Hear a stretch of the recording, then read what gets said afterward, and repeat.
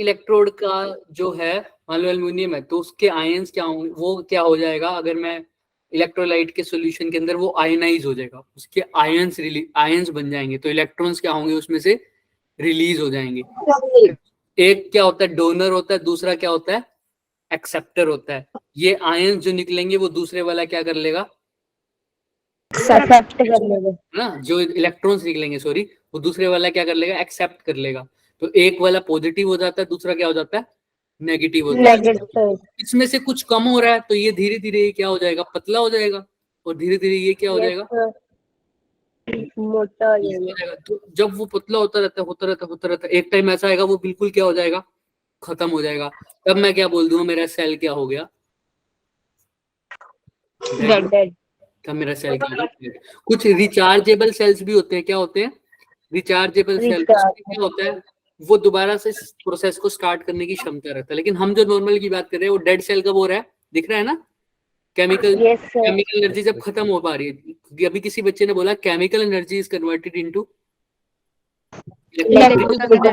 अगर chemical energy ही नहीं है, केमिकल वाला इलेक्ट्रोड ही नहीं बचा, तो क्या से केमिकल एनर्जी आएगी, और केमिकल एनर्जी नहीं आएगी तो इलेक्ट्रिकल एनर्जी भी नहीं आएगी, तो सेल कैसा हो जाएगा बच्चे, डेड हो जाएगा। क्लियर है क्या सबको? Yes sir. तो सर अब मैं क्यों बता रहा हूँ आप लोगों को ये सब, जब कोई करंट पास नहीं हो रहा था तब जो दो इलेक्ट्रोड्स के बीच में पोटेंशियल है उसी को क्या बोला है, EMF। EMF समझ में आ रहा है, इलेक्ट्रोमोटिव फोर्स बोल दिया, इसका मतलब ये नहीं कि ये फोर्स है, इसके नाम में सबसे बड़ा घोटाला यही है, इसके नाम में फोर्स आता है लेकिन इसको फोर्स नहीं बोला जाता, समझ में आ रहा है। तो ये क्या है, करंट ओपन सर्किट है, तो दो वो इलेक्ट्रोड है उनके बीच में कितना पोटेंशियल डिफरेंस है, वही उसका EMF है। और जब सर्किट में करंट पास हो जाएगा तो उसको क्या बोलना है, किसी भी दो, ध्यान से सुनना। अभी मान लो ये एक सर्किट है मेरा, दिख रहा है, ये दिख रहा होगा सर्किट बच्चे। अभी सर्किट कैसा है मेरा, सर्किट कैसा है देखो, ये स्विच लगा रखा है ओपन। अब मैं वोल्ट मीटर लगाऊंगा तो मेरे को जो वैल्यू मिलेगी, लेकिन मैं वोल्ट मीटर कैसे लगाऊंगा सोचो। अभी जो EMF की वैल्यू मिलेगी, किसकी वैल्यू मिलेगी, तो मेरे को पक्का पता है, सर्किट ओपन है तो जो पोटेंशियल डिफरेंस है वो किसके इक्वल है, मतलब करंट के फ्लो होने के बाद तो प्रोसेस शुरू हो जाता है एनर्जी वाले, है ना, तो कुछ ना कुछ रेजिस्टेंस भी क्या करने लग जाता है, एनर्जी को यूज करने लग जाता है। तो पोटेंशियल का ड्रॉप कुछ इसके अक्रॉस आ जाएगा, कुछ पोटेंशियल का ड्रॉप इसके अक्रॉस आ जाएगा, है ना। लेकिन अगर टोटल मेजर करना है मेरे को, टोटल को क्या बोलता हूं मैं, EMF, है ना। टोटल मेजर करना है तो सर्किट कैसा होना चाहिए मेरा, सर्किट कैसा होना चाहिए, बोलो बोलो बोलो। अगर भाई टोटल पोटेंशियल डिफरेंस मेजर करना हो, टोटल पोटेंशियल डिफरेंस को अभी भी बोला, क्या बोला जाता है टोटल पोटेंशियल डिफरेंस को, मैक्सिमम EMF। और अगर वो मेजर करना है तो मेरा सर्किट कैसा होना चाहिए, और वो मेजर किसके अक्रॉस होगा, किसी रेजिस्टेंस के पास जाके वोल्ट मीटर अटैच करके देखूंगा या एक बैटरी को देखूंगा, उससे पता लगेगा EMF। सोचो, अगर total potential difference, total EMF पता करना है तो मेरे को उस इलेक्ट्रोड्स को देखना पड़ेगा या किसी रेजिस्टेंस को देखना पड़ेगा, सिंपल सी बात है। EMF होता क्या है, वो इलेक्ट्रोड्स के बीच का पोटेंशियल, तो इलेक्ट्रोड्स को देखना पड़ेगा ना। इलेक्ट्रोड्स मतलब इलेक्ट्रोड्स को किसका है, सेल को देखना पड़ेगा या रेजिस्टेंस को देखना पड़ेगा, सेल को। तो याद रखना EMF जब भी मेजर करता हूं तो या तो सेल की बात करता हूं या बैटरी की बात करता हूं, यानी उस सोर्स की बात करता हूं, किसकी बात करता हूं, सोर्स की, जिस सोर्स के बारे में बात करते हैं। अगर वो सेल है तो सेल के अक्रॉस देखूंगा, अगर वो बैटरी है तो बैटरी के अक्रॉस देखूंगा। तो EMF कभी भी किसी भी दो पॉइंट्स के बीच में नहीं, वे किसके लिए बात करते हैं, EMF किसके लिए यूज करते हैं वर्ड, सोर्स के लिए। किसके लिए यूज करते हैं, सोर्स के लिए। वो सेल भी हो सकता है और वो क्या हो सकती है, सेल भी हो सकता है और उसको क्या बोल सकते हैं, बैटरी भी बोल। लेकिन उसी हिसाब से अगर मैं अब सर्किट को अगर मैं क्या कर दूं,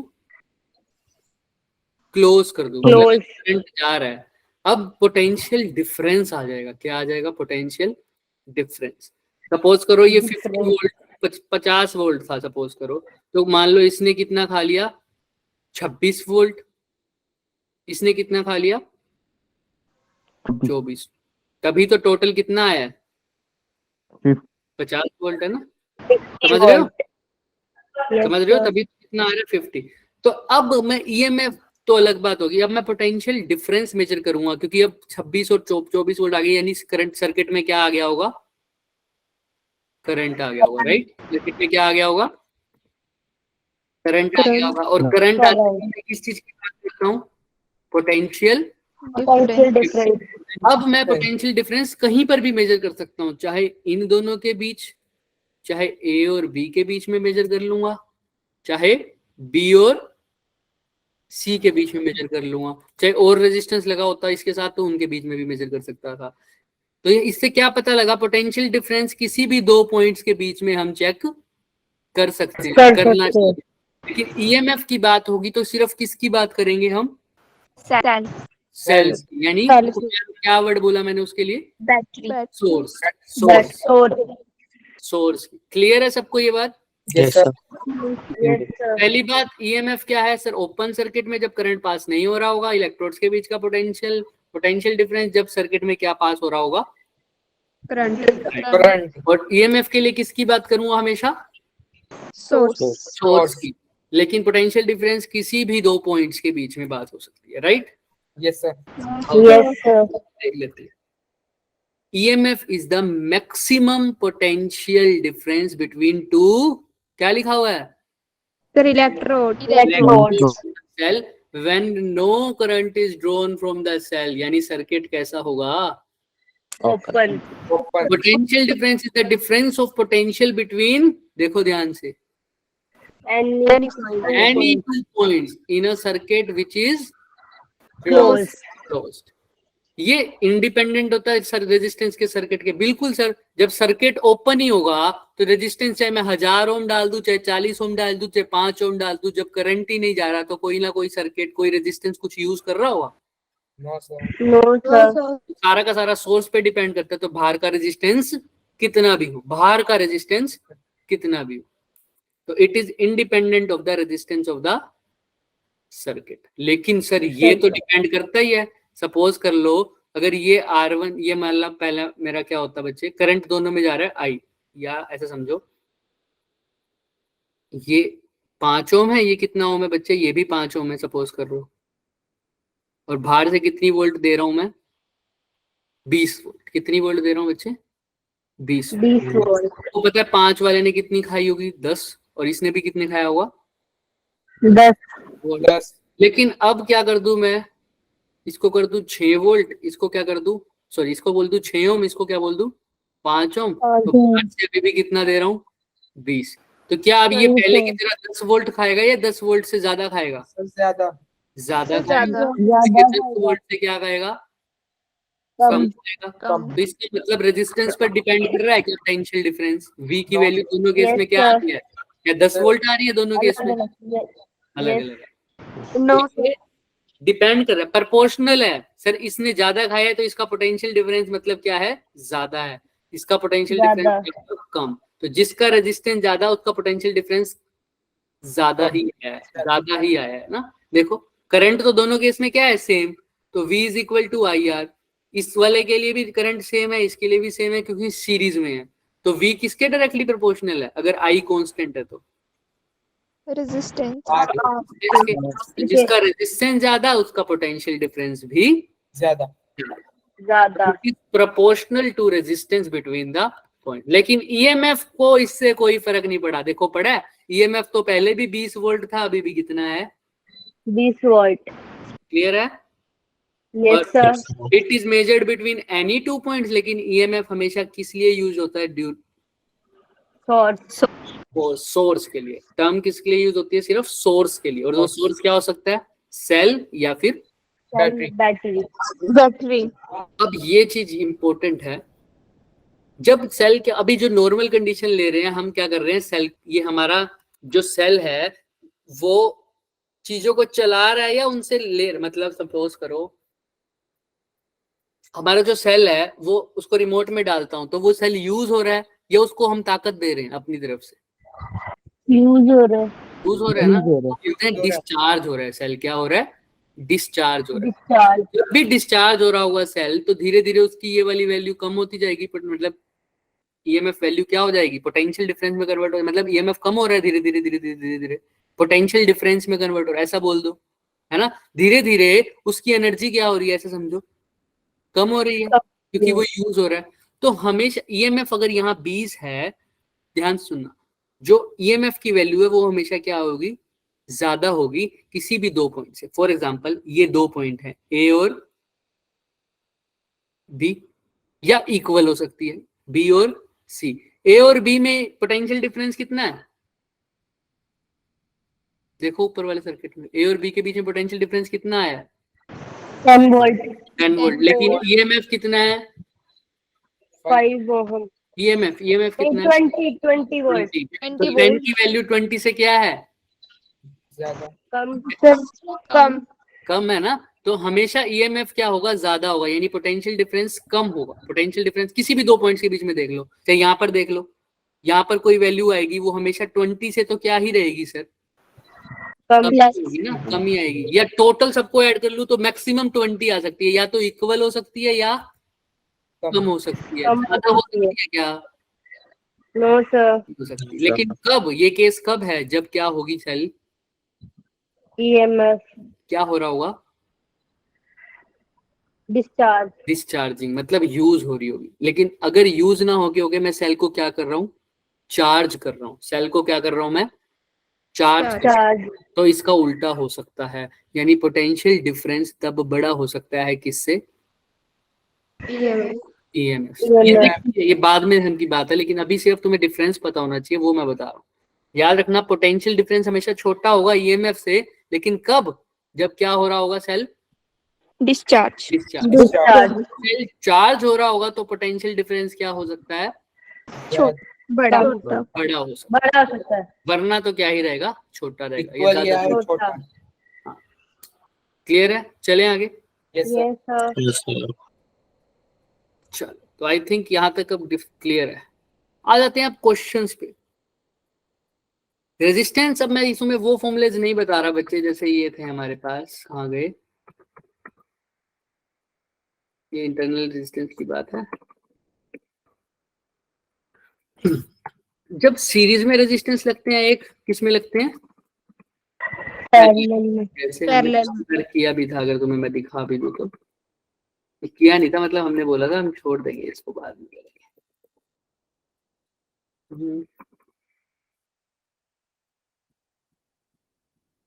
हाँ, यहाँ किया।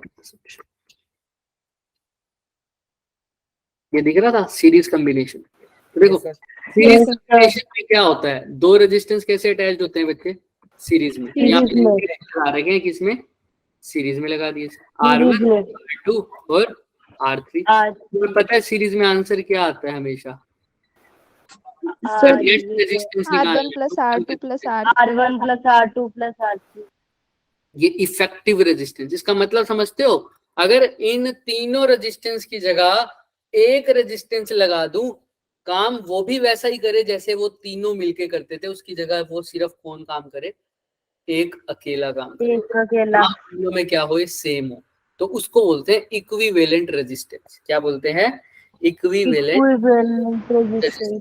जैसे मैंने दो बंदे हायर किए अपने काम में, तो दोनों ढीले ढीले थे। मैं उनकी जगह एक स्ट्रॉन्ग बंदा हायर कर सकता हूँ ना, जो दोनों का काम कर दे। तो कितना बंदा लाऊं जो उन दोनों की जगह काम करे और उतना ही काम कर दे अकेला। समझ रहे हो? Yes sir. तो देखो, तो अगर सपोज करो ये 5 है, ये 3 है, ये 9 है, तो क्या करोगे? 15 और 9 कितना हो गया? सॉरी, 8 और 9 कितना हो गया? 17। 17 ओम। अगर इन तीनों की जगह एक ही रेजिस्टेंस लगाना है मेरे को, जो काम बिल्कुल इन तीनों की मिला के करे, तो वो कितने ओम का रेजिस्टेंस होगा? 17।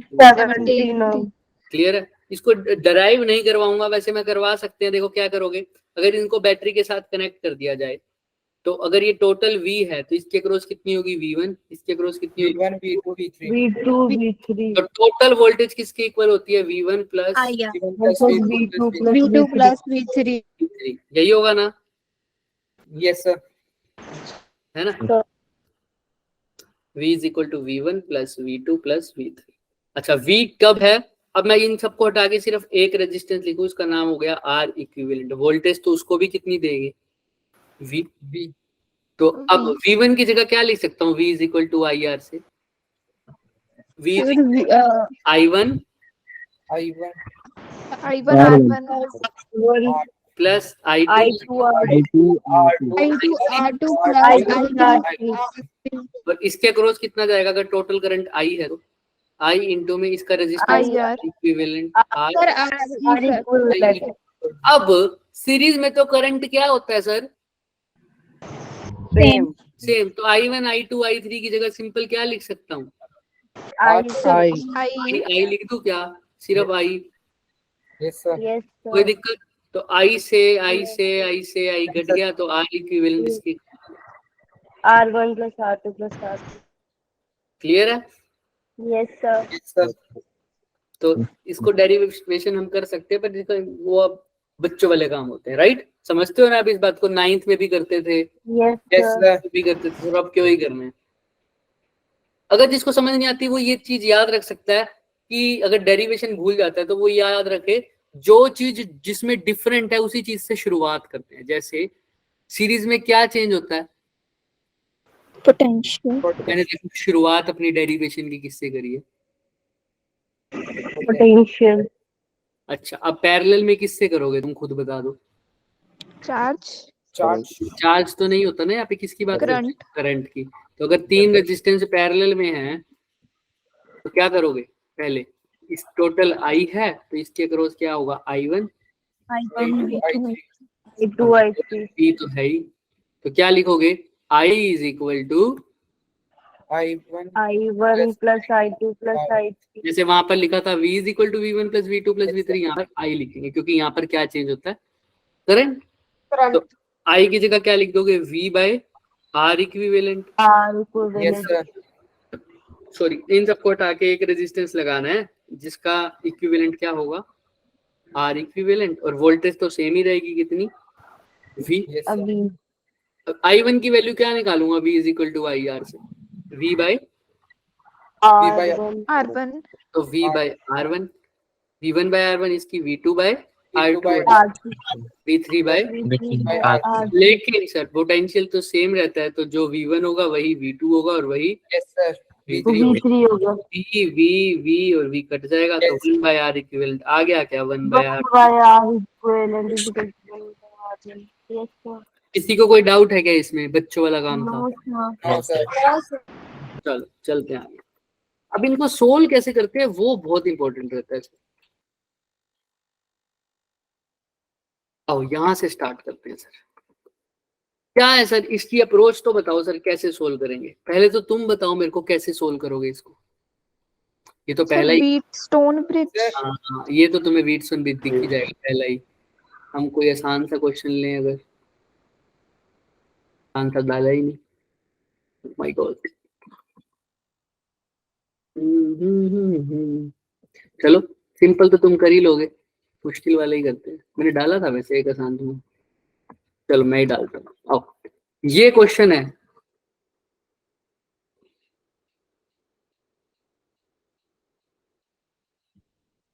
दिख रहा है क्या, पहले आसान से शुरू कर लो, जो तुम 9th लेवल पे पढ़ते हो ना उसका वैल्यू बता रहा हूँ मैं तुम्हें। ये है मेरे पास 5 ओम का, ये कितने ओम का है बच्चे, 5 ओम का, और ये कितने ओम का है, 6 ओम का। तो बताओ आंसर क्या आएगा इसका,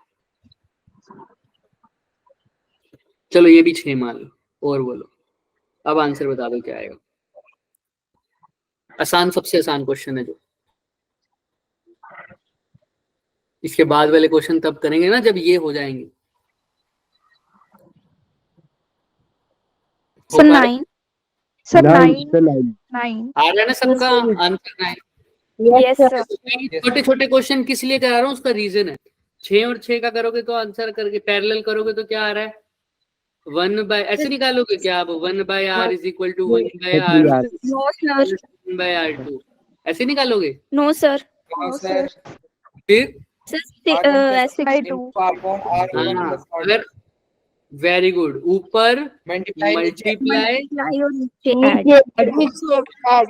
तो ऊपर 6 इंटू 6 नीचे 6 प्लस 6 यानी 36 बाय 12 कितना हो गया? 3 और three प्लस अब और सीरीज में क्या है? plus सीरीज में 6 6 plus तो 9। 3 किसी को Nine. इसमें दिक्कत है क्या? No No, sir, sir. अगर आपने कराया क्यों? ये तो पता था। इसका रीजन है, देखो ध्यान से, R1 की वैल्यू और R2 की वैल्यू क्या थी? Sir, same आंसर क्या आया? सेम इन दोनों को ऐड करके 3। 3 3 6 का क्या होता है? half half. यानी अगर दो रेजिस्टेंस पैरेलल में हो, दोनों की वैल्यू सेम है, तो आंसर हमेशा क्या आएगा उसका? series का half हाफ। Resistance half. जैसे 10 और 10 को अगर पैरेलल में जोड़ोगे आंसर क्या आएगा? 5 5 5 और 5 को पैरेलल में जोड़ोगे तो आंसर क्या आएगा? 2.5 2.5 7 और 7 को पैरेलल में जोड़ोगे तो आंसर क्या आएगा? 3.5 क्लियर है क्या? yes sir समझ में आ रहा है ना? सीरीज में तो करने की जरूरत ही नहीं है, अब सीधा ही क्या करना है? ऐड करना है।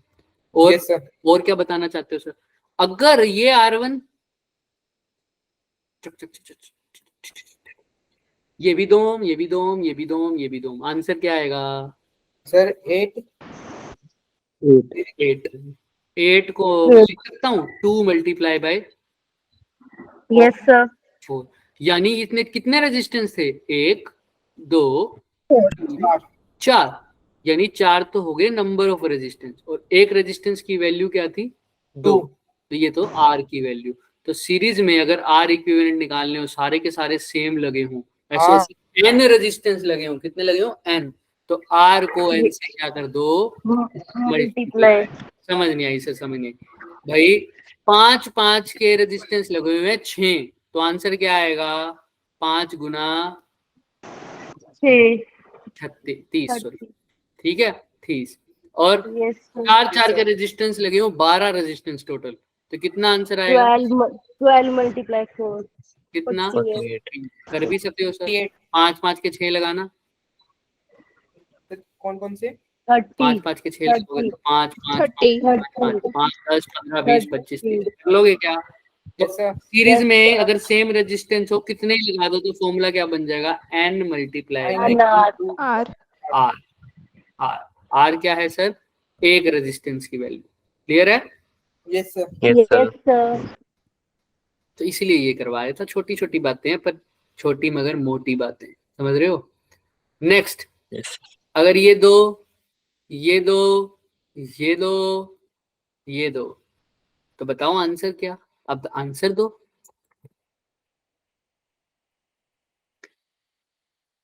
One by two 1 by 2।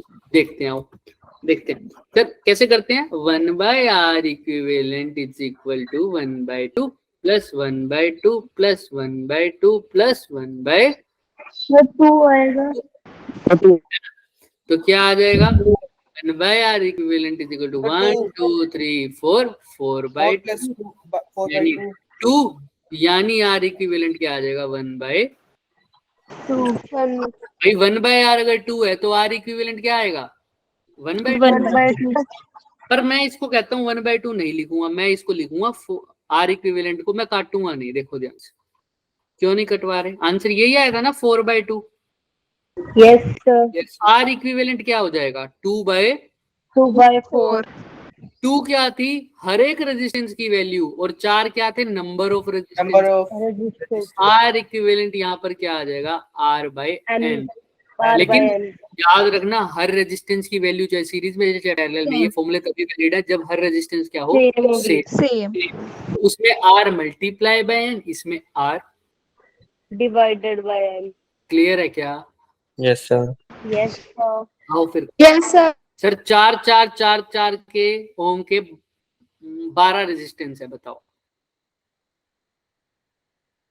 Sir parallel में है सीरीज में? पैरेलल में, पैरेलल में। Very good question. पैरेलल में 1 by 3 1/3 यानी R/N 4/12 यानी 1/R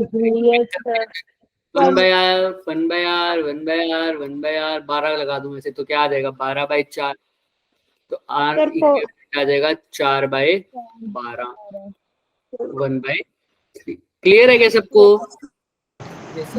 NR और R/N ये होगा सीरीज में, ये किस में होगा बच्चे? डन है? Yes, sir. हम जब करो जिसको क्लियर है, जिसको क्लियर नहीं है वो हैंड रेस कर ले फटाफट। आओ अब सर 2-3 चीजें होती है। व्हीटस्टोन ब्रिज वैसे हमने कैपेसिटेंस में पढ़ा था, किसी को याद हो तो? Yes sir. यस है ना? सर। तो वो चीजें हम यहाँ पर कर लेंगे, बट मैं व्हीटस्टोन ब्रिज सबसे बाद में टच करना चाहता था, यहाँ सबसे पहले आ गया। एक क्वेश्चन मेरे से डिलीट हो गया, आई थिंक वो सबसे आसान क्वेश्चन था और वही डिलीट हो गया। चलो अपने आसान तो कर ही लिए, अब मतलब ऐसे ऐसे क्वेश्चन तुम कर लो, अब व्हीटस्टोन ब्रिज वाला ही कर ही देते हैं आप। ये क्या कहता है भाई? व्हीटस्टोन ब्रिज बैलेंस्ड कब होता है? व्हीटस्टोन ब्रिज तो व्हीटस्टोन ब्रिज होता है, लेकिन बैलेंस कब होता है? जब लेफ्ट की रेशो सेम हो जाए, लेफ्ट और राइट। तो देखो क्या सेम है यहाँ पर? लेफ्ट में क्या है 10/5 तो कितनी हो जाएगी 1/2/1। राइट की क्या है रेशो 6/2/1 मतलब ये रेशो और ये रेशो इक्वल है। तो कौन सा रेजिस्टेंस हट सकता है? 20 ओम। 20 ओम को हटा दिया सर, तो क्या बच गया? ऊपर वाले दोनों किस में आ गए? सीरीज। सीरीज में बच्चे देखो, सीरीज में। क्यों सीरीज में क्या सेम रहता है सर? सीरीज में करंट तो याद रख लिया करो। हमें ये नहीं पता चलता पैरेलल में या सीरीज में तो हम बता सकते हैं आसानी से। अगर करंट डिवाइड नहीं हो रहा ना तो सीरीज में है। तो 10 ओम में जो करंट जा रहा है, अगर ये I था, I1 यहाँ चला गया, I2 यहाँ चला गया, तो 10 ओम में अगर I1 जा रहा है, नीचे जा नहीं सकता क्योंकि हटा दिया। तो I1 10 में जा रहा है, तो 6 में कितना जाएगा सर? उतना ही सेम I1 ही जाएगा, क्योंकि डिवाइड हो सकता है क्या? नीचे जा रहा है कोई करंट? जब नीचे नहीं जा रहा तो जो करंट I1 में है वही करंट, सॉरी जो करंट 10 ओम में है वही करंट 6 ओम में है। करंट सेम मतलब किस में है? ये सीरीज में। तो ऊपर वाले 10 सीरीज में कैसा होगा ऐड करना, उनको क्या आ जाएगा आंसर? 16 और नीचे क्या आ जाएगा?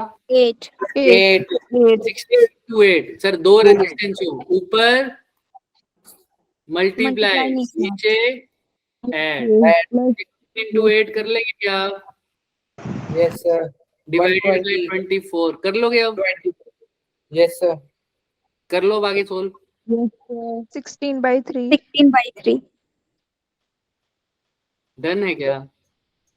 देखो आंसर क्लियर है? Yes sir. किसी को कोई डाउट नहीं है इसमें पक्का? No sir.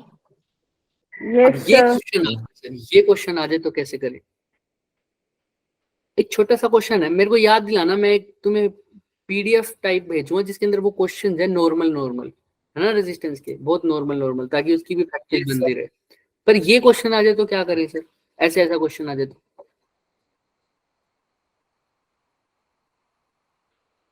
क्या अप्रोच लगाएं? सर पॉइंट्स में मतलब आगे चलते हैं उनको वाइज। हाँ वेरी गुड। देखो पॉइंट्स मान लो सर, इसका तकनीक बताओ। दो वायर जैसे हम कैपेसिटेंस में करते थे, याद है ना आपको? दो वायर्स के बीच में पोटेंशियल चेंज नहीं होगा जब तक बीच में या तो रेजिस्टेंस ना आए या तो क्या ना आए, कैपेसिटर। याद है कैपेसिटेंस में किया था ऐसा क्वेश्चन सेम? तो दो वायर के दो पॉइंट्स के बीच में पोटेंशियल सेम रहेगा तब तक जब तक उनके बीच में ना तो रेजिस्टेंस आए ना तो कैपेसिटेंस आए। फॉर एग्जाम्पल अगर यहाँ VA है तो यहाँ पर भी पोटेंशियल क्या होगा? VA right. तो अब इस वायर में देखो क्या कब रेजिस्टेंस है कोई बीच में? No sir. इस वायर में दिख नहीं है कोई कैपेसिटेंस है? नहीं है। यहाँ पर पोटेंशियल कितना होगा? VA। सिमिलरली ये B के साथ है तो इसको VB बोल दिया, तो यहाँ पर इस वायर के पूरे एंड पे जाके देखो यहाँ पर भी कितना होगा? VB। और मैंने बताया हुआ है जिस पॉइंट्स के बीच में बताना है, जैसे इक्विवेलेंट रेजिस्टेंस यहाँ A और B के बीच में बताना है, तो इस साइड A लिखो, इस साइड क्या लिखो? B। दोनों एंड। अब जो जो जिसके बीच में है लगा दो। Yes, sir. रेजिस्टेंस की नंबरिंग कर देते हैं, ये फर्स्ट वाला, ये सेकंड वाला, ये थर्ड वाला। फर्स्ट रेजिस्टेंस किस किस के बीच में? Sir, BB और बी और BA. बीबी। VB VA VB और VA, तो इन दोनों के बीच में ऐसे ही लगाऊंगा। Yes, sir. दूसरा Sir, BB और BA. सर बीबी और बीए। VB VA सर ये पैरेलल में आ जाएंगे। हाँ, और तीसरा बीए बीबी। तो तीनों की वैल्यू ऐसे R है, हमने R1 R2 लिखे है, तो सब तीनों की value R, R1 is equal to R2 is equal to R3, R लिख दो। तो R R R, तीन रेजिस्टेंस तीनों equal, R/3 very good. By 3. क्लियर है क्या सबको? Yes, sir. R by N answer आता था ना। Yes, sir. चलें आगे, यस सर तो आंसर आ गया R by 3। 3. ये क्वेश्चन करो, अब फंस गए। अब तो सर अगर यहाँ पर पोटेंशियल क्या है, V A है, तो क्या यहाँ पर पोटेंशियल V है? नो सर नो क्योंकि सर बीच में क्या, रेजिस्टेंस आ गए. तो रेजिस्टर सर अब इसको VB तो लिख नहीं सकता, VC लिख देता हूँ, कोई दिक्कत? No, sir. अच्छा, यहाँ पर पोटेंशियल VB है, तो क्या यहाँ पर पोटेंशियल VB लिख सकता हूँ? Yes, sir. यस सर क्योंकि रेजिस्टेंस, कोई रेजिस्टेंस नहीं है. नहीं है। तो पहली अप्रोच क्या थी, ए जिस इन दोनों के बीच में निकालना है, ए और बी, एक साइड क्या लिखो VA, दूसरी साइड क्या लिखो BB. बीबी। सबसे साइड में, सबसे कोने में इधर VA, सबसे कोने में इधर VB, बाकी 2 पॉइंट जो भी आएगा वो इनके बीच में कहीं लगा देना, लेकिन एंड पे मत लगा, ठीक है? Yes, and sir. पे लगाओगे तुम्हारा आंसर आ जाएगा, लेकिन थोड़ी सी दिक्कत होगी तुम्हें, तो याद रखना सबसे इधर A, सबसे इधर B। बी। आओ करते हैं, जो जो जिसके बीच में है, ये है फर्स्ट, ये है सेकंड, ये है थर्ड, ये है फोर्थ। हालांकि इस क्वेश्चन में पूछा हुआ है करंट निकालना है, मैं करंट नहीं पूछ रहा, मैं अभी क्या पूछ रहा हूँ, R इक्विवेलेंट, ठीक है? Yes, बताओ sir. पहला रेजिस्टेंस किस किस के बीच में है? BA और VA VB R। दूसरा रेजिस्टेंस बीए BA और BC. VA VA और VC VC, तो कहीं बीच में मान लें क्या VC? Yes, sir. Yes sir. कहाँ मान लें सर? VB तो ये रहा, VC को यहाँ मान लेता हूँ कहीं, तो VA और VC हो गया क्या ये?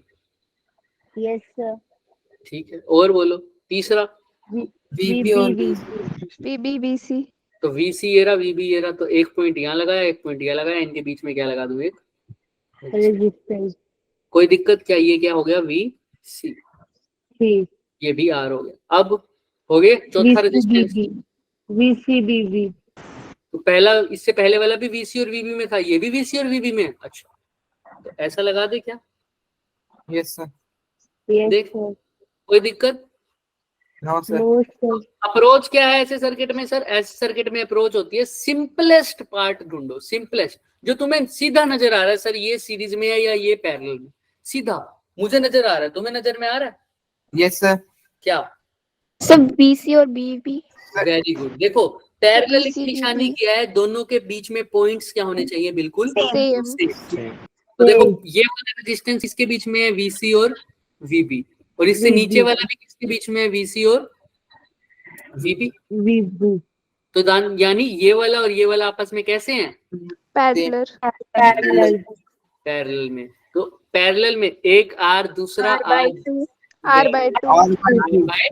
तो सर इसको रीड्रॉ करें, ये R है, Yes, sir. दो पॉइंट्स है ना A और B, उसको मत भूलना, ये पॉइंट A है, R, इन दोनों को सोल्व करके क्या आया अभी अभी R/2। 2, और यहाँ पर पॉइंट क्या है B वाला, बी। और यहाँ पर क्या है R. तो ये A है, तो ये A है, ये भी है, तो ये भी। नेक्स्ट क्या हो रहा है, अब तो दिख ही रहा है सर, ऊपर सीरीज है. R/2 and ऊपर सीरीज में R और R/2 का क्या आएगा सीधा? 3R/2 3R/2, और नीचे क्या है सर सीरीज में R। पैरेलल. अब ये दोनों पैरेलल में होंगे, क्योंकि मैंने बोला था ना A और B को मत हटाना, तभी तुम्हें पता लगेगा, वरना कई बच्चे इसको ऐसे देख के सीधा कह देंगे ये दोनों आपस में कैसे हैं, सीरीज में है। क्योंकि सर जो करंट यहाँ जाएगा वही करंट यहाँ जाएगा। नहीं बच्चे, देखो यहाँ से ये VA है और ये क्या है VB है, ऐसे ये क्या है VA और ये क्या है VB, दोनों सेम पॉइंट्स के बीच में है। और जो दो सेम पॉइंट्स बीच में होते हैं वो कैसे होते हैं? पैरेलल में। और जिसको अभी भी समझ नहीं आता ना वो ये समझे, ये जो A और B इसने बोला हुआ है ना सर, इसका मतलब क्या होता है? जो बोलता है ना A और B के बीच में बताओ, इसका मतलब होता है A अगर पॉइंट ये है, B पॉइंट ये है, तो मैंने एक टर्मिनल बैटरी का A पे कनेक्ट किया है, दूसरा किस पे कनेक्ट किया है? बी के साथ, B पे। अब देखो टोटल करंट जा रहा था I, तो देखो करंट डिवाइड नहीं हो जाएगा, यहाँ चला जाएगा I1, ऊपर क्या चला जाएगा? क्या चला जाएगा ऊपर? I2। तो देखो अब ऐसे ही करंट चेंज हो गया तो क्या ये सीरीज में रहे? नो सर, इसीलिए मैंने बोला पॉइंट्स मत भूलना। अब जो पॉइंट्स नहीं लिखेगा उसको लगेगा कि ये किस में है? सीरीज में है। लेकिन तुम्हें साफ पता लग रहा है कि पॉइंट सेम है, इसका मतलब ये कैसे हैं? पैरेलल। पैरेलल। तो 3R/2 और R को करोगे तो क्या आएगा? ऊपर मल्टीप्लाई, नीचे 3/5 जब भी R। ऐसा आ जाए 3/5R 3/5R। मैं Yes, सोल्व नहीं sir. कर रहा, तुम्हारा चेक कर लेते हैं, गलत आ रहा है बच्चे। अच्छा करंट पूछा गया इसने, ठीक है 3R/5 क्लियर, वेरी गुड, हो जाएगा। यस सर तो ये तो हो गया R इक्विवेलेंट। अभी मैं वो नहीं सिखा रहा कि करंट कैसे निकालने हैं। करंट कैसे निकालना है उसके लिए मेरे को टाइम ज्यादा चाहिए बताने के लिए, लेकिन हमारे पास टाइम है सिर्फ 5 मिनट। बच्चे भाग जाते हैं, मेरे को पता है। देखो बच्चे स्ट्रेंथ जैसे जैसे लेट हो जाती है ना इतना, बच्चे भाग जाते हैं। तो हम अभी सिर्फ R इक्विवेलेंट निकालना सीख रहे हैं। करंट की भी हमारे पास शॉर्ट ट्रिक्स हैं, ये वाली देखो, जैसे वहां पर करी थी। जैसे V1 निकालने के लिए होती है R1 divided by R1 plus R2 into V total, याद है ना हमने किया था कैपेसिटेंस पे। ऐसे ही Q टोटल किया था ना, Q1 बाय, है ना वैसे। सेम इसमें चार्ज की जगह क्या आ जाएगा? बस करंट आ जाएगा। तो हम आज नहीं करेंगे उसको, लेकिन नेक्स्ट लेक्चर में वही करेंगे हम कि करंट कैसे निकालते हैं। उसके मैं नए नए क्वेश्चंस लाऊंगा, ठीक है? Yes sir. ठीक है। यहाँ तक किसी को दिक्कत है? अब ये जाएगा। अब ये क्वेश्चन भी करो। यहाँ पर पोटेंशियल अगर क्या लिख लूं? VA। अच्छा इससे पहले वाले में जिसको कोई डाउट है हैंड रेज कर दो, अगर क्लियर है तो थम्स अप कर दो, फटाफट थम्स अप करो अगर क्लियर है तो। मतलब पक्का ना, ऊपर से तो नहीं गया? नो सर, नो सर सारा कैपेसिटेंस वाला था ना बिल्कुल, बस फॉर्मूला चेंज हो गया है ना? Yes sir. अगर ये VA है तो क्या ये VA होगा? नो सर, नहीं नो होगा। VC ये VB है तो क्या ये VB होगा? नो सर VB होगा सर इस बार। No sir, no sir, no sir VD लिख दो, VD समझ रहे हो ना? क्योंकि बीच में क्या आ गया?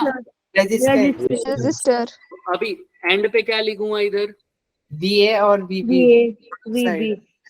ऐसे क्वेश्चंस में ध्यान रखना, मैक्सिमम टाइम ऐसे क्वेश्चंस में क्या बनता है? सर सिंपल है। बीटस्टोन ब्रिज कैसा बनता है?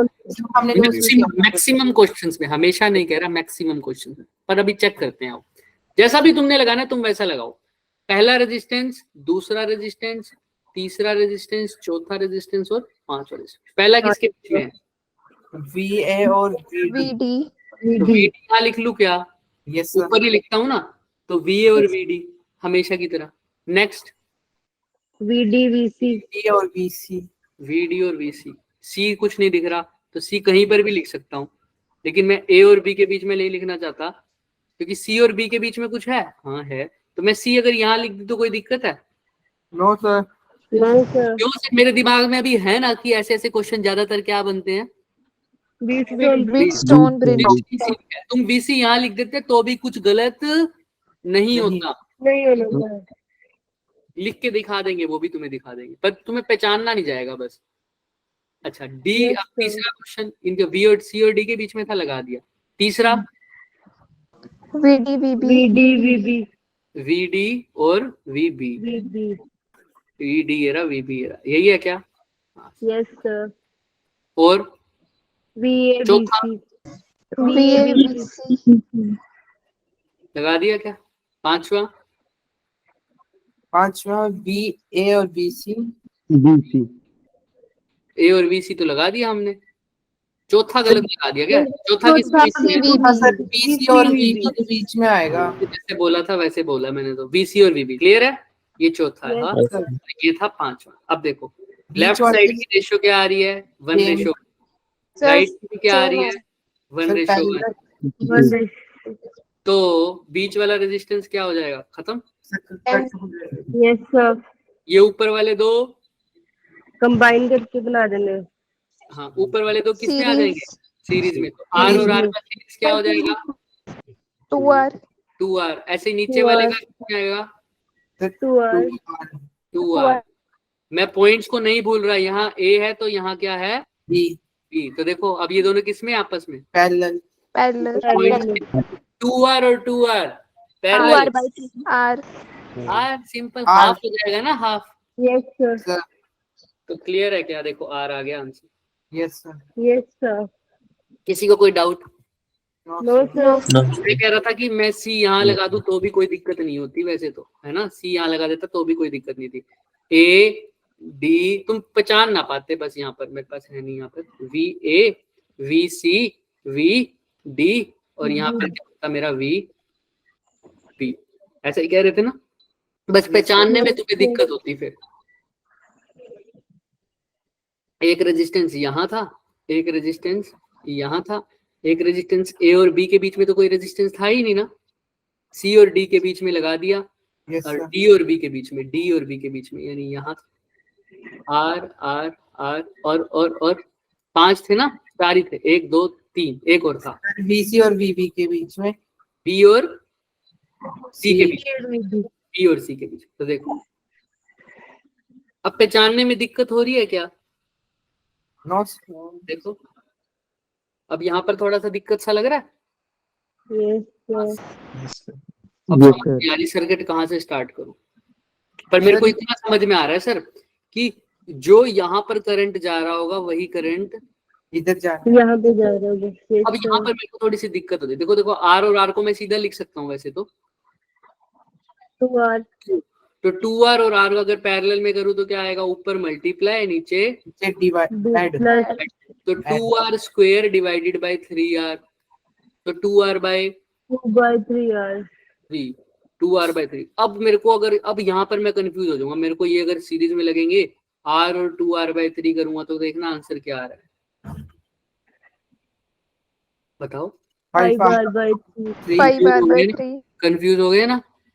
Yes sir. अब यहाँ पर Yes, ये sir. पढ़ सकते हैं। अब ये मेरे को साफ दिख रहा है ये कैसा था, व्हीटस्टोन ब्रिज। तो मैं इसका क्या अप्रोच Wheatstone बता रहा हूँ? क्या अप्रोच बता रहा हूँ? Wheatstone भी बनाओ। इसको टेढ़ा ही स्टार्ट किया करेंगे। तुमको क्या अप्रोच ध्यान में रखनी है इसमें? देखो निकालने में कोई दिक्कत नहीं था सर। पहला मेरा था ए और डी के बीच में, तो ए और डी के बीच में मैंने लगाया, ए और डी वाला तो लगाया ही नहीं सबसे पहले, तो आंसर इसलिए नहीं आ रहा। ए और डी लगाया, यस। ए और डी कहाँ लगाया? ए और डी के बीच में। नो सर, ये तो लगाएंगे। हाँ आओ लगाएंगे। जो ध्यान से देखना, ये ए, ये क्या लाया था? बी, और ये B. क्या माना था? अच्छा ये तो बना लोगे ना सब जो हमने बनाया है? Yes sir. आओ चेक करते हैं। ये ए है, इसको क्या बोल दिया? सी, इसको सी बोल दिया, इसको बोला था डी, ऐसे ही बोला था ना हमने? हाँ। Yes sir. तो वी ए, ये 1 हो गया, ये 2 हो गया, ये 3 हो गया, ये 4 हो गया, ये 5। अब ए और बी, सी और ए और सी के बीच में बताओ क्या है? ए है, इधर बी लिख देता हूँ। तो बताओ पहला रेजिस्टेंस किसके बीच में है? ए और डी के बीच में। डी को माना था यहाँ, तो ये हो गया आर। क्लियर है? यस दूसरा बताओ दूसरा फटाफट। ए और सी। ए और सी। अब सी अगर यहाँ ले रहा हूँ सर, मेरे को नहीं पता चल रहा, तो देखो कितनी कंफ्यूजन होगी। सी ले लिया यहाँ, आर। यस। अब बताओ तीसरा, D and D C और बी C और सी। चौथा बी and और B. डी। सी और बी और D. D and B B और D. Yes sir. D and B confusion देख रहे हो कैसी हो जाएगी? सर मत बनाओ, रहने दो। समझ रहे सर हो ना? C और D। समझ रहे हो? डी और बी के बीच में नहीं है भाई, डी और बी के बीच में नहीं है, सी और बी के बीच में होगा, देखो ध्यान से। Sir fourth. तो 4 ही तो है, Fourth। कितने लगाओगे? 5 है, सॉरी, सी और बी के बीच में लगा दिया। 5वां कहाँ है? 5वां आ गया सी और बी, एक और रह गया, सर D और B के बीच में है D फोर्थ। और B। सी और डी, डी और बी के बीच में। वेरी गुड, ये सही लगाया, राइट। देखो कंफ्यूजन है, यस सर। Yes, लेकिन sir. मैंने क्यों बताया ये? पहली बात देखने वाली बात है, मैं क्यों बता रहा हूँ? अगर मेरे को, हमने सबने अच्छा तरीका देख लिया ना इसका कैसे बनाना है। यस तरीका क्या है सर? मैंने तुम्हें शॉर्टकट बता दिया, क्या कि सर जो पॉइंट तुमको चाहिए उसको सबसे कहाँ लिखो?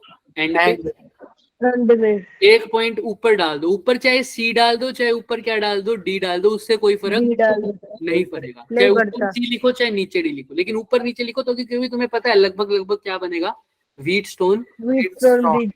तो हम तो सोल्व कर रहे हैं, लेकिन आपने इतना मुश्किल क्यों बताया? दूसरे तरीके से सोचो, अगर तुम्हें क्वेश्चन में ऐसा दे रखा होता फिगर जो मैंने आंसर में बनाया है, ये फिगर दिख रही है, Yes, sir. यस ये वाली फिगर अगर तुम्हें किस में दे रखी होती? Question में। क्वेश्चन में, अब तो तिलमिला उठते, है ना? सर। कि सर ये क्या, Yes, sir. ये सर क्या हो गया? लेकिन एक्चुअल में ये है क्या? एक व्हीट स्टोन। Wheatstone bridge। तो यही है ना बच्चे, अब इस क्वेश्चन को पढ़ना आना चाहिए, इसी क्वेश्चन की फिगर वही बनेगी, ये वाली। क्या बन रही है या नहीं बन रही, हमें भी पता है। Yes sir. Yes, sir. तो हमको डरना नहीं है। मैक्सिमम क्वेश्चंस में कई बार तो ऐसा ही होता है कि व्हीटस्टोन ब्रिज होता है, बस घुमा के देती है, देखो ये क्वेश्चन कैसे गजब बन रहा है। अब तुमने कुछ नहीं करना, पॉइंट्स के नाम देने हैं, ए डी सी बी, हर जगह पॉइंट्स के नाम दे देना। ये जो मैंने वायर लगाई है ना, इसका मतलब क्या है कि इन दोनों वायर के बीच में आपस में कोई कनेक्शन नहीं है। नहीं। तो यहाँ पर अगर डी है तो ये सीधा किसके साथ जुड़ा हुआ है? डी। D के है। देखो सारे पॉइंट्स आ रहे हैं, ए बी सी डी। अब तुमने सिर्फ पॉइंट्स लिखने हैं ऐसे, यहाँ पर ए लिखोगे, यहाँ पर सी लिखोगे, यहाँ पर बी डी लिखोगे, या उल्टा भी लिख सकते हो, यहाँ डी और यहाँ सी भी लिख सकते हो। ए और बी तो हमेशा कैसे लिखोगे? आमने सामने। सामने। अब इसको तुम घुमा फिरा के देखोगे, तुम ए और डी के बीच में लगाना, इसकी नंबरिंग तो कर ही दोगे, 1 2 3 4, और वैसे ही करना। पहला रेजिस्टेंस ए और डी के बीच में है सर, देखो इसमें भी देखो, पहला रेजिस्टेंस किसके बीच में है? और डी। दूसरा किसके बीच में है जिसको नंबर चाहिए? ए और, देखो ध्यान से, ए और सी, A और C। सी, तो ए और सी। तीसरा रेजिस्टेंस देखो किसके बीच में है? ये तो D और कनेक्शन C। है ही नहीं, डी और, C। देखो डी और किसके बीच में है? देखो तीसरा रेजिस्टेंस, डी और सी। देखो ध्यान से, तो D और B। देखो ना, तीसरा रेजिस्टेंस ये है, इसका एक एंड देखो कहाँ है? डी पर, दूसरा एंड D कहाँ है? और B। B। डी पर, तो डी और बी के बीच। और चौथा कहाँ आएगा? चौथा ये है, C और D। सी और D। D, D। सी और डी। और पांचवा कहाँ आएगा? तुम्हें पता ही है, B और बोलो बोलो, यही रह गया ना, सी और बी के बीच। क्लियर है क्या? Yes, sir. देखो क्या बन गया। Wheatstone bridge। इसीलिए मैंने ये मुश्किल वाला डायग्राम बनाया था। इससे आंसर तो हमारे को मुश्किल लगता है ना थोड़ा। मैं बताता हूँ कि पहचान नहीं पाओगे। क्यों नहीं पहचान पाओगे? क्योंकि हमारा क्या था, फिगर थोड़ी सी ऐसे दे रखी थी, लेकिन हमको सिर्फ क्या लिखने हैं, दिमाग लगा लेना, हमको सिर्फ क्या लिखने हैं? पॉइंट्स। और क्या करना? नंबरिंग। जिसने पॉइंट्स और नंबरिंग सही कर ली, उसके बाद तो मैक्सिमम कितने तुम टेढ़ा ही बनाया करो, ए बी सी डी। अगर बनेगा व्हीटस्टोन ब्रिज तो ठीक है, नहीं बनेगा तो इससे तो सिंपलेस्ट ही बन जाएगा ना, यस सर। पहले दे रखा है, इससे तो आसान ही बनेगा। फिर थोड़ा सा देख लेना ना। Yes, sir. कर लेंगे ऐसे क्वेश्चन जब रेजिस्टेंस Yes. वाले। Yes, sir. कोई भी मुश्किल से मुश्किल सर्किट को घबराना नहीं है, इसकी वैल्यू हम कल करेंगे, ये जो कैसे निकालते हैं। अब देखो ऐसे ऐसे सारे रेजिस्टेंस कैसे, इनफाइनाइट रेजिस्टेंस है, कितने हैं? Infinite। तब क्या करेंगे, इसमें एक अलग अप्रोच लगती है, एक नहीं है, दो नहीं है, तीन नहीं है, कितने हैं? इनफाइनाइट है। एक तो करेंगे। सिमिलरली ये आंसर ऐसा ही, पहले रेजिस्टेंस देखो R R R Yes, R, अब कैसा है? आर आर, फिर के बढ़ गया, फिर के स्क्वायर हो गया, फिर कितना हो गया? के क्यूब। Cube। क्या होगा k की पावर 4, फिर आगे k की पावर 5, ऐसे ऐसे कहाँ करें? Infinite. इनका आंसर कैसे निकालेंगे? और ये सिमेट्रिकल सर्किट ऐसे सर वाले, उसको लास्ट में हम n मान लेंगे, फिर k n ऐसे जैसे हम मैथ्स में करते हैं। ऐसे भी कर सकते हो बिल्कुल। इसमें एक अप्रोच लगती है कि समुद्र में से थोड़ा सा पानी निकाल दो तो कोई निकाल फर्क लो, नहीं पड़ेगा। कोई फर्क नहीं पड़ेगा No, उसमें। जैसे sir. हमने कैपेसिटेंस में पढ़ा था, बस फॉर्मूला Yes, थोड़ा sir. चेंज हो जाएगा। कैपेसिटेंस में करवाया था ना मैंने ये, यस सर। Yes, sir. बस वही अप्रोच है, बस थोड़ा सा फॉर्मूला चेंज है। ठीक है, नेक्स्ट करेंगे बच्चे कल, मतलब कब है तुम्हारी क्लास? अब कल तो नहीं है ना, कल छुट्टी है मेरी तरफ से। सर कल कोई सी भी क्लास नहीं लगेगी? नहीं नहीं, बाकी सबकी लगेगी, सिर्फ मेरी नहीं लगेगी। ओके सर, आपने वो ग्रुप बनाना था। ग्रुप का टाइम नहीं लगा, आज या कल मैं बना दूंगा। ठीक है, वो सिर्फ मैं एक्स्ट्रा क्लास के लिए बना रहा था बेसिकली। एक्स्ट्रा क्लास का लिंक उसमें दे दूंगा, जिसको ज्वाइन करना होगा। तुम्हारे लिए ऑप्शनल है वो, बाकियों के लिए कंपलसरी है, तुम्हारे लिए ऑप्शनल है। ठीक है, यस सर। Yes, sir. तुम्हारा सिलेबस हुआ नहीं ना करंट इलेक्ट्रिसिटी का, यस सर। जब तुम्हारे चैप्टर करवाऊंगा तो तुम्हारे लिए भी क्या होगा, कंपलसरी। जैसे वहां पर अगर मैं कैपेसिटेंस और पोटेंशियल पढ़ा रहा हूँ मान लो, तो कैपेसिटेंस एंड पोटेंशियल तुम्हारा भी हो गया ना, यस Yes, सर। sir. उसमें तुम्हारा अच्छा। आना भी कंपलसरी होगा बच्चे। ठीक है, तो वो तो लिंक सबके पास जाएगा। लेकिन जब मैं मान लो पढ़ा रहा हूँ करंट इलेक्ट्रिसिटी का लास्ट पार्ट, तो वो तो तुम्हारा अभी शुरू ही नहीं हुआ लास्ट पार्ट तो, है ना, जिसमें तुमने पोटेंशियल डिफरेंस निकालना है या पावर निकालनी है, तो उसमें तुम्हारी कंपलसरी नहीं है, उसमें तुम्हारी मर्जी। Okay, yes sir. Yes, sir. किसी को डाउट है कुछ? No sir. No, sir. समझ में आ रहा है ना कैसे करना है रेजिस्टेंस वाले क्वेश्चन? ऊपर से Yes, बाउंस sir. तो नहीं गया Yes, किसी के? sir. No, sir. चलो, एक ही बच्चे की आवाज आई है। No sir. चलो No, sir. चलो, ठीक है बच्चे, bye bye. Bye sir. Bye, sir. Good night. Good night, sir. Thank you, sir. कल क्लास नहीं है, मैं पहले बता रहा हूँ सबको, हमारी फिजिक्स की। ठीक है, yes sir. Yes, sir. You too.